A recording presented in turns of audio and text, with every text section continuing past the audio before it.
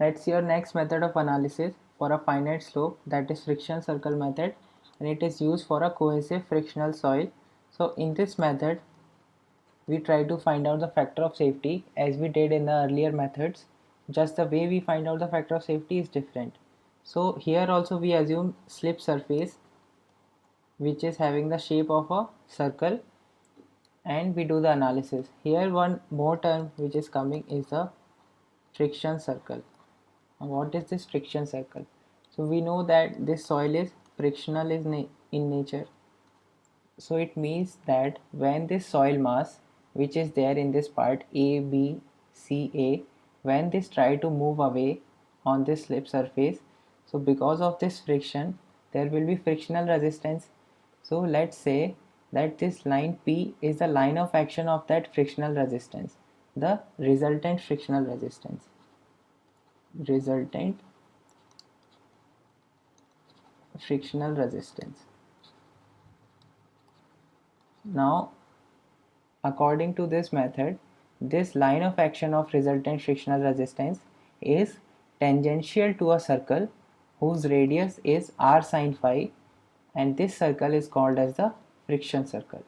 And one more property of this circle is it is concentric with our slip surface, that is the circle which is making our slip surface, it is concentric with the friction circle. So that is about the friction circle. More we'll see when we try to find out this frictional resistance. So what is this factor of safety?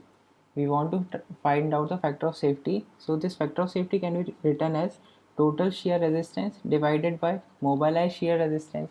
So what is the mobilized shear resistance along this surface? So if we divide that by total, or if we divide the total shear resistance by the mobilized shear resistance, that will give us the factor of safety. So from here tau m is equal to C plus sigma tan phi divided by factor of safety, and from here I can say that mobilized cohesion is equal to C upon factor of safety as we saw earlier, and similarly mobilized internal angle of friction is equal to tan phi upon factor of safety. Now we are trying to find out this factor of safety in this method.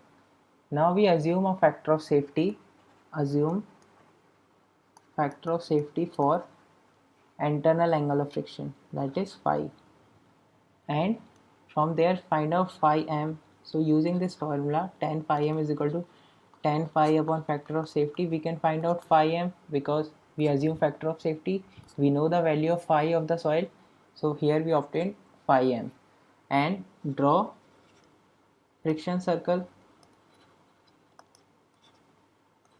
So friction circle is drawn with the radius of r sine phi, or it will be r sine phi m. And by following the analysis, do the analysis and find out the factor of safety against cohesion. So factor of safety for cohesion that we try to find out in this method. So factor of safety for cohesion can be written as total cohesion divided by mobilized cohesion. So total cohesion we know. If we can find out the mobilized cohesion, and then we divide the two, so there we can obtain the factor of safety against cohesion. Now this factor of safety against cohesion, if it is equal to factor of safety or assumed factor of safety, that is for internal angle of friction, if these two are coming equal, it means that our assumed factor of safety is correct, and that is our required factor of safety. Or if it is not coming equal, then we'll again assume some other factor of safety and we'll follow the same procedure. So the procedure, as I said, it is all about finding this value of mobilized cohesion, because that we don't know. Now what we do in this method, we take the equilibrium of three forces. What are these three forces?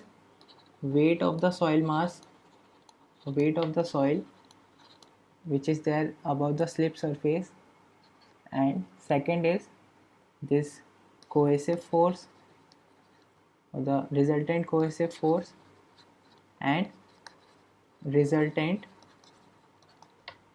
frictional force. So we find out the magnitude of weight, that is, just we know the weight, that is the magnitude, and direction obviously, if it will be acting vertically downward because it is weight due to gravity. And cohesive force, for this force we will find out the direction and magnitude also, but we will find the magnitude in some other terms. And for this frictional force we will find out the direction. So using these three terms, if we know this is weight, so for this we know the direction and we know the magnitude, and for cohesion we know the direction. Similarly, for friction we know the direction. So using the direction of these two and direction magnitude of these two, we can draw this force triangle. And in this triangle, now when we have got this length, it is equal to our total cohesive force. Now this total cohesive force is also equal to some other quantity, that is equal to CmLC. That we'll see how this comes. And from here, Cm is equal to C upon Lc. So our purpose is solved. We have got Cm like this. Now how do we do all this? Let's see that. So this is in brief, I have told that this is the thing that we do and how we do it. Now we take small arcs or elementary arcs of length delta L. Arcs of length delta L.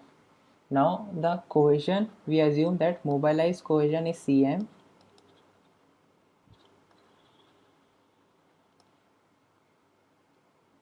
and so the cohesive force on elementary arc is equal to Cm delta L. Now here, so if we assume some elementary arc, so they will be having a force of Cm delta L. Now if we draw the force polygon, so it will come out something like this, similar to this circle.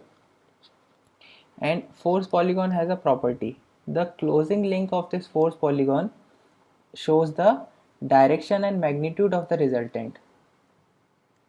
In force polygon,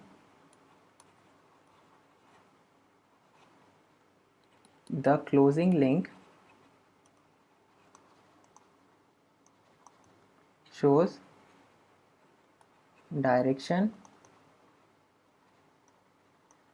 and resultant of the force. So it means that direction of the cohesive force will be this, the direction of AC, and if the length of chord here is LC, so the total cohesive force will be CmLC.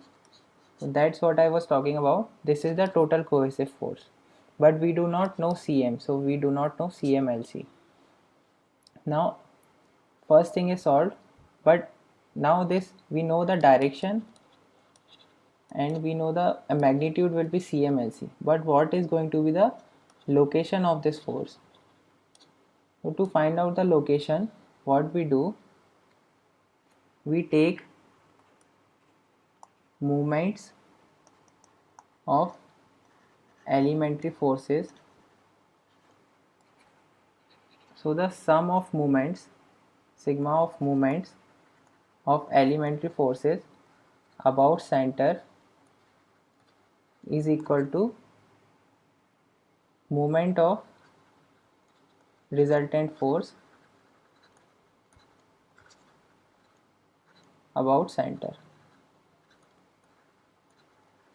Now let's say that this resultant force, which is having a magnitude of CmLC, I have shown with this green line, it is at the distance of A from the center, and we know that this elementary forces are at a distance of r because they are all acting at the radius of the circle. So if we write the moment about the center, so sigma of moments of elementary forces, so it is sigma cm delta L into r.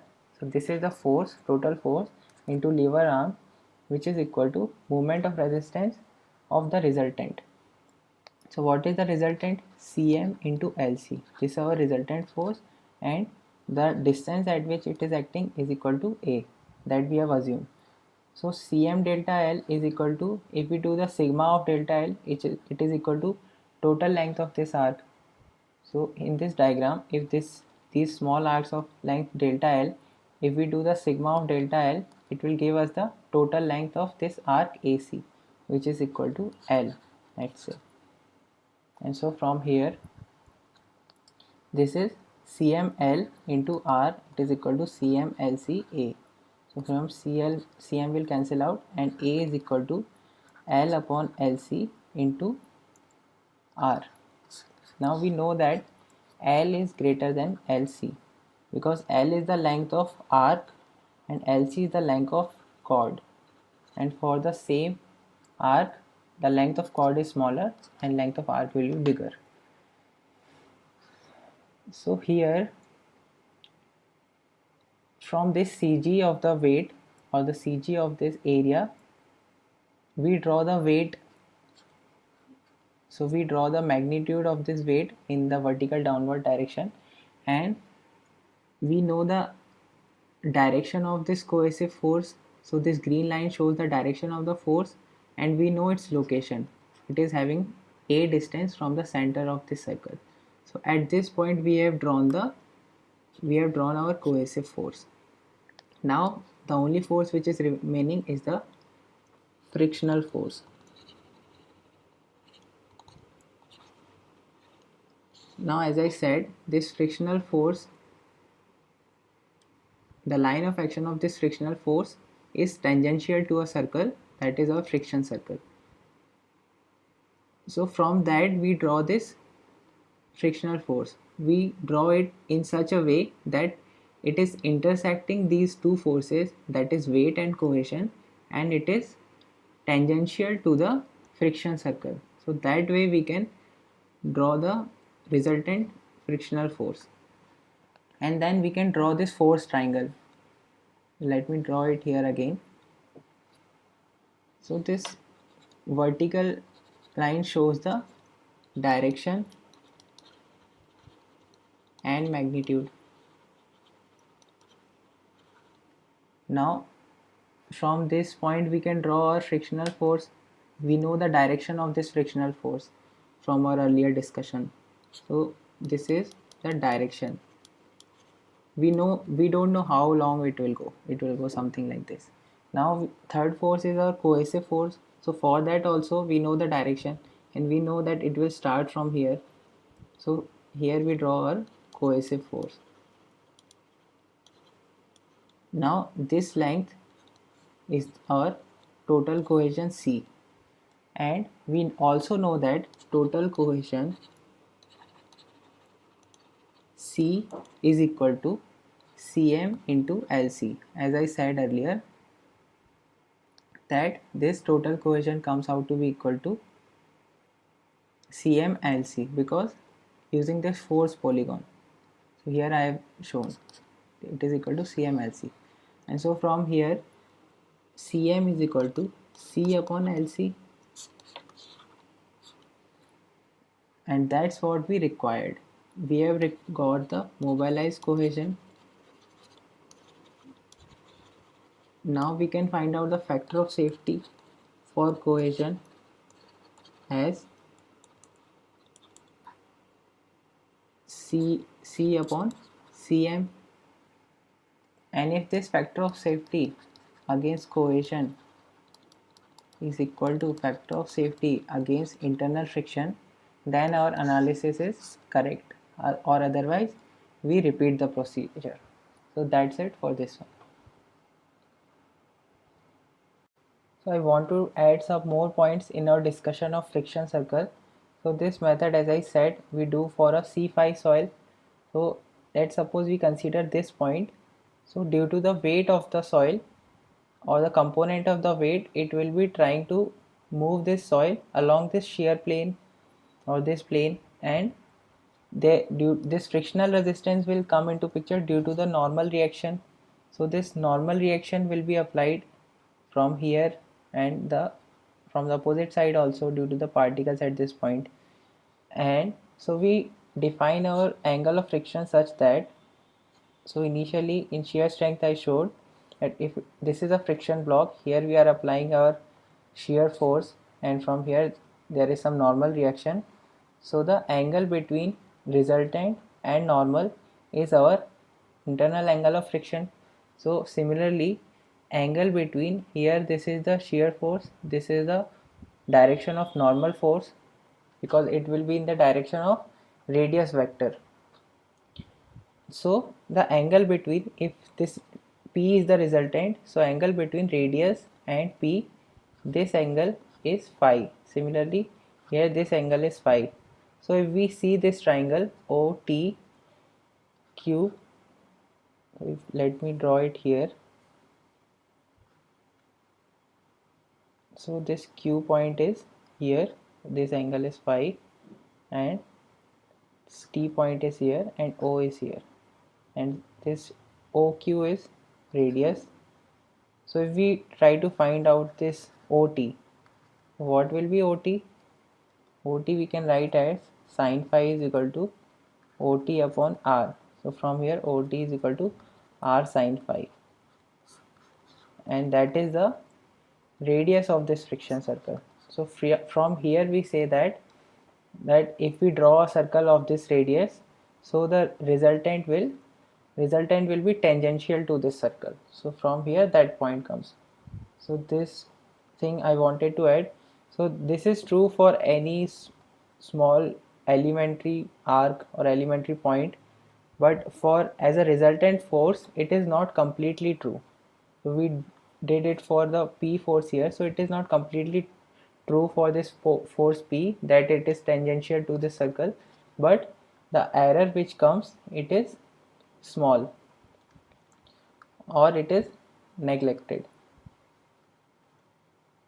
So this finishes our discussion of friction circle method.